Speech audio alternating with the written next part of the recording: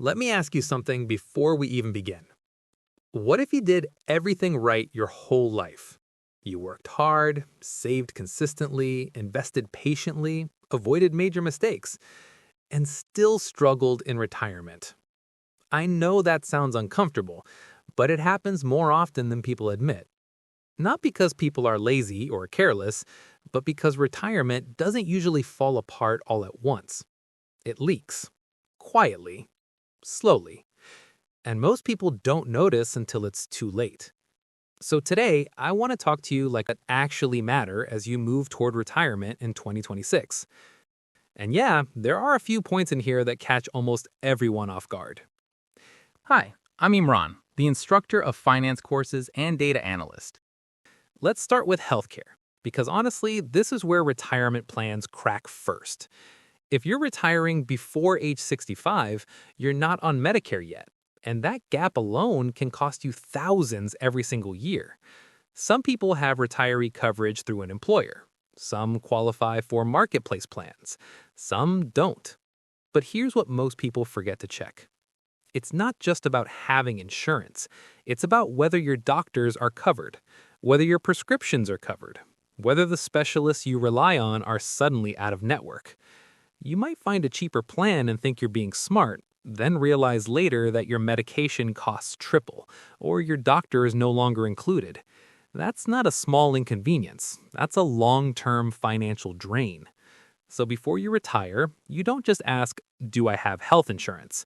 You ask, does this insurance actually work for my life? And that one question can save you from years of stress. Now, connected to that is Medicare.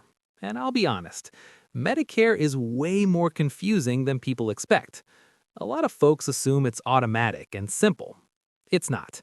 You've got different parts, drug coverage, supplement plans, and income-based premiums that can sneak up on you. Once your income crosses certain levels, your Medicare premiums can jump dramatically, even reaching over $700 per month per person at higher income levels. And there's no family plan. If you're married, both of you pay separately. That surprises a lot of people. The key here isn't mastering Medicare overnight. It's learning it before you need it, so you're making calm decisions instead of rushed ones at 65. Now, let's talk about spending, because this is where reality hits. Most retirees will tell you, I think we spend about this much. That word think is dangerous. Retirement isn't just monthly bills, it's yearly surprises. Property taxes, travel, gifts, medical costs, repairs. If you don't track expenses, you're guessing. And guessing is not a plan. The good news is you don't need a strict budget. You don't need to micromanage every dollar. Just let your spending tell the truth. Track it for a few months, better yet, a year, and suddenly the fog clears. You stop worrying about imaginary problems and start dealing with real numbers. And once you know what you actually spend, everything else starts to make sense. That naturally leads into something called your burn rate, which sounds technical, but really isn't. Your burn rate is simply how much of your retirement savings you're using each year. If you spend $40,000 from a $1 million portfolio, that's 4%. Historically, about 4%, adjusted for inflation, has supported long retirements. 5% can still work for some people. 6% is where things start getting uncomfortable, unless it's temporary. This number isn't meant to scare you. It's meant to warn you early, before small overspending becomes a big problem. Think of it like a dashboard light. You don't panic when it comes on, but you don't ignore it either. Here's where things get interesting though. Not all income is equal. Guaranteed income changes everything. Social Security is guaranteed. Pensions are guaranteed. Some annuities are guaranteed. The stock market is not. So one of the smartest questions you can ask is, how much of my basic living expenses are covered no matter what happens? Some people want half covered. Some want more.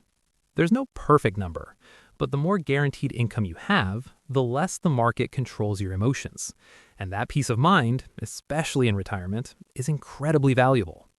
Now let's talk about something people consistently underestimate: big expenses.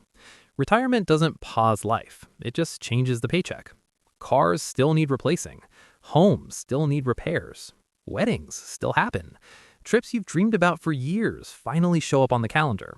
If you don't plan for those larger expenses ahead of time, they hit harder later.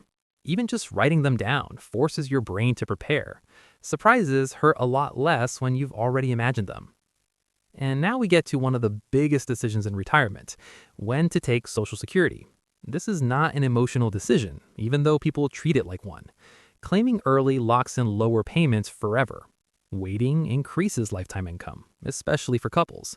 There are free tools that can show you optimal strategies in minutes, yet most people still guess, and that guess can cost tens of thousands of dollars over a lifetime.